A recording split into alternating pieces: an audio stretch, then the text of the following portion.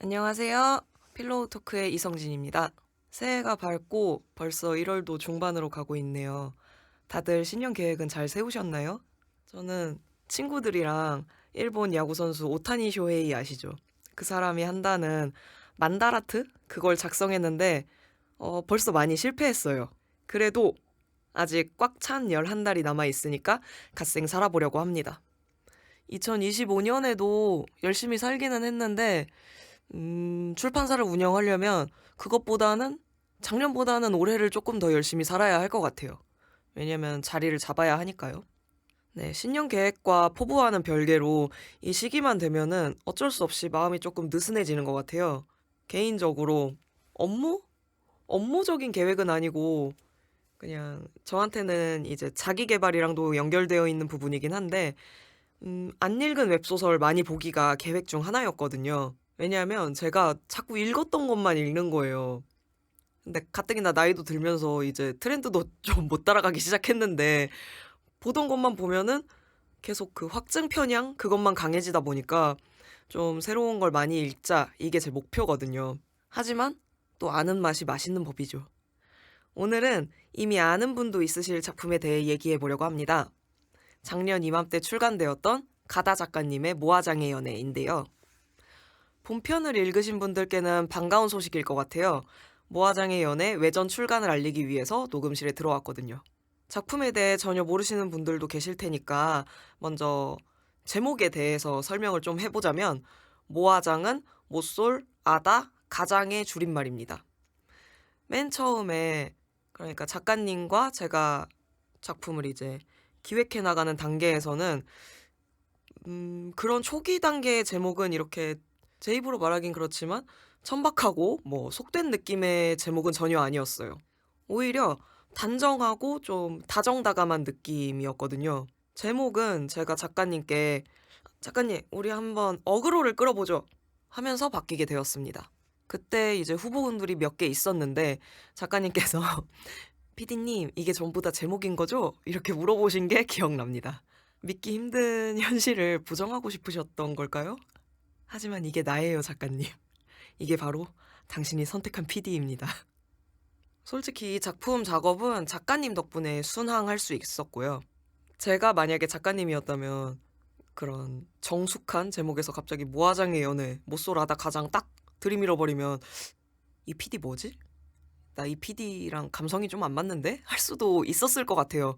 근데 가다 작가님께서 굉장히 또 열린 마음으로 그래요, PD님 그걸로 가요 라고 해주셔가지고 이 제목으로 모아장의 연애라는 제목으로 세상에 나올 수 있었습니다.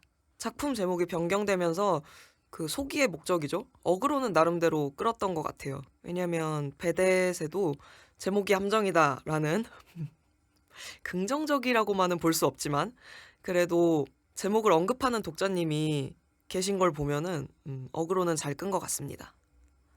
아무래도 이거는 사람마다 생각이 갈릴 것 같기는 해요.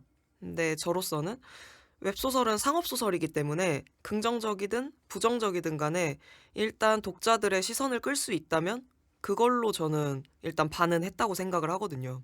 무엇보다도 작가님께서도 나중에는 이 제목을 아주 좋아하셨고 그래서 저한테는 이 제목이 좀 특별한 것 같습니다. 제목에 대한 에피소드는 이 정도로 마치고 간단한 줄거리 소개를 해보려고 하는데요. 정말 간략하게 하겠습니다. 정신없이 이제 출근을 하려고 해요. 타타타 하면서 창희가 이렇게 막 이제 뛰어가는데 원래 직장인들은 좀 머리가 복잡하잖아요.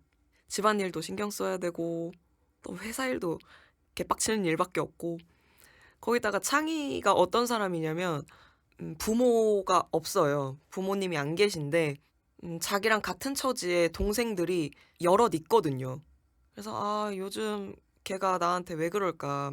요즘 걔가 사춘기가 온 걸까? 무슨 문제가 있는 건 아닐까? 이러면서 막 정신없이 회사를 가고 있는데 정신없이 가다 보니까 교통사고를 당할 뻔한 거예요. 그래서 차가 퀴익 하려고 하는데 그런 창희를 공 캐릭터인 주혁이 구해주면서 이야기가 시작됩니다. 그래서 창희가 애구머니나 하고 이제 아이고 감사합니다 하는데 굉장히 싸가지 없이 해요. 주혁이가 당신 죽을 뻔했다고 뭐 재수없네 하면서 이제 그 남자가 가요. 주혁이가 가고 그 남자가 간 다음에 창희가 홀로 남겨져서 살려준 건 고마운데 좋게 좋게 생각하자 하고 이제 출근을 해요. 근데 출근해서 와보니까 아침에 나를 구해준 그 남자가 회사에 와 있는 거예요. 알고 보니까 주혁이는 새로 들어온 상사, 그러니까 일종의 낙하산인 직원이었고, 창희는 주혁이랑 점점 일적으로 엮이는 일이 많아져요. 처음에는 어려웠던 상사랑 새로운 부서로 같이 발령받아서 일거수일투족을 함께 하다가 그만 사랑에 빠지고 마는 자극적이지 않은 힐링물입니다. 이미 제목에서도 눈치채셨겠지만 둘 다 동정공수입니다. 그 넷플릭스에 예능 있잖아요. 못소리지만 연애는 하고 싶어. 창희는 그 상태였고 주혁이는 못소리고 연애도 별 생각 없어 상태였다가 눈이 맞는 이야기예요. 사내연애, 그러니까 리맨물 키워드를 좋아하시는 독자님들이라면 창희랑 주혁이의 사랑 이야기를 좋아하실 것 같아요. 독자님들은 어떠실지 모르겠지만 저는 자기 전에는 절대로 충격적인 장면이 나오지 않는 작품만 보거든요. 그러니까 저의 달콤한 잠을 깨뜨리지 않을 것 같은 그런 아주 솜사탕 같은 작품들만 보는데, 모아장의 연애는 자극적이지 않은 작품이어가지고 읽으면서 스트레스 받는 부분도 거의 없을 것 같아요. 그래서 저는 자기 전에 특히 추천합니다. 네, 여러분은 BL 작품을 볼 때 어떤 부분에 가장 집중하시나요? 이것도 집중하게 되는 요소도 사람마다 다를 듯한데요. 저는 장르 소설에 있어서는 캐릭터가 가장 중요하다고 생각을 해요.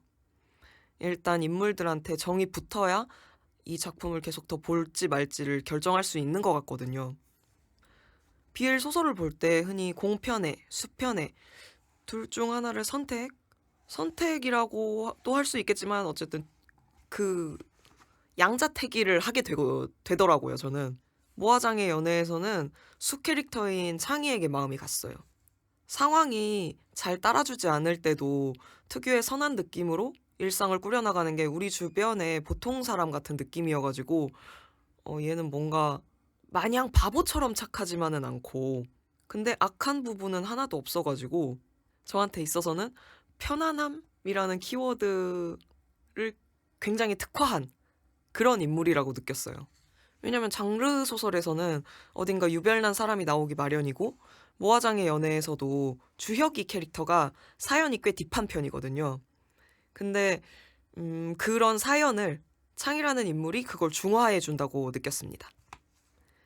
개인적으로는 이건 뭐 저만 아는 부분이겠지만 가다 작가님께서 창이랑 비슷한 느낌이셔서 더 좋기도 했어요. 이건 정말 그냥 사담인데 작년 여름에 제가 사는 집의 변압기가 벼락을 맞은 거예요. 그리고 그냥 자멸한 날이 있었거든요. 그때 이제 작가님한테 철없이 변압기 벼락 맞아서 카페로 피신했어요 이러면서 하소연을 했는데 너무 다정하게 달래주시는 거예요. 제가 정신을 차리고 생각을 해보니까 내가 PD로서 작가님한테 변압기 벼락 맞은 일까지 얘기할 건 아니었는데 라는 생각이 들더라고요. 그래서 작가님께서 따뜻하신 분이어가지고 글 속의 애들도 다정다감하구나 그때 느꼈던 것 같아요. 그리고 또 작품 이야기로 다시 돌아와서 신경이 쓰였던 인물이 하나 있었는데 창희의 동생 도윤이에요. 이 도윤이라는 캐릭터가 호불호가 엄청 갈릴 걸 알아요, 저도.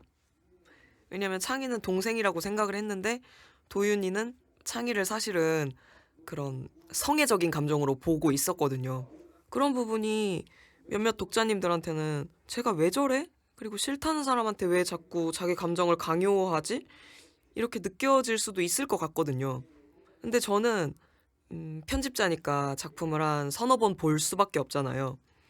보면서 저도 처음에는 도윤이가 뭔가 얘가 다른 소설에서는 메인공이었을 것 같기도 하다 이런 느낌이 있었거든요. 그래서 이거는 정말 편집자적인 시선으로 말씀을 드리자면 처음에는 이 도윤이라는 캐릭터를 어떻게 해야 될까? 얘를 조금 의도적으로 비중을 줄여야 할 것 같은데 그런 고민도 했었어요. 왜냐면 어디까지나 메인공은 주혁이인데 그 자리가 위태위태하면 안 되니까 그렇게 생각을 하면서 이제 봤는데 그 이번에 나오는 외전이 아니라 4권 말미에 딸린 외전이 또 있거든요. 그게 아예 도윤이 시점으로 진행이 돼요. 그 부분을 보면서는 약간 울컥하더라고요. 뭔가 그래 도윤아, 네 사랑을 응원하지는 않지만 내가 인간적으로 너를 응원한다. 화이팅이다 이놈아. 그런 마음이 느껴지는 캐릭터였어요. 처음엔 저도 싫었어요. 아, 얘 왜 이래? 이런 느낌이었는데 보면 볼수록 아유, 짠한 놈. 그리고 또 창의를 좋아하지만 안 되는 거 알고 또 깔끔하게 접는 부분도 좋았고, 한 인간의 다양한 모습을 볼 수 있다는 게 또 소설의 매력이기도 하잖아요. 그런 부분을 잘 담아낸 게 저는 도윤이라고 생각을 해요. 독자님들은 또 도윤이에 대해서, 그리고 창의와 주혁이 모든 인물에 대해서 어떻게 생각을 하실지 궁금합니다. 만약에 제가 창이었다면 도윤이를 제가 인간적으로 좋아하는 것과는 별개로 저도 주혁이랑 사귀었을 것 같아요. 뭔가 주혁이 쪽이 좀 더 지켜주고 싶다고 해야 되나? 그런 느낌이어가지고 한번 독자님들도 읽어보시면서 내가 창이었다면 누구를 선택했을까? 이런 쪽으로 한번 생각해 보셔도 재밌을 것 같아요. 오늘 팟캐스트는 저번보다 조금 짧은 감이 있지만 이쯤에서 맞춰보려고 합니다. 혼자서 하는 방송의 한계를 양해해 주세요. 그러면 다음번에는 보다 좋은 목소리로 좋은 작품들 소개할 것을 약속하며 저는 이만 물러갑니다. 새해 복 많이 받으세요. 안녕.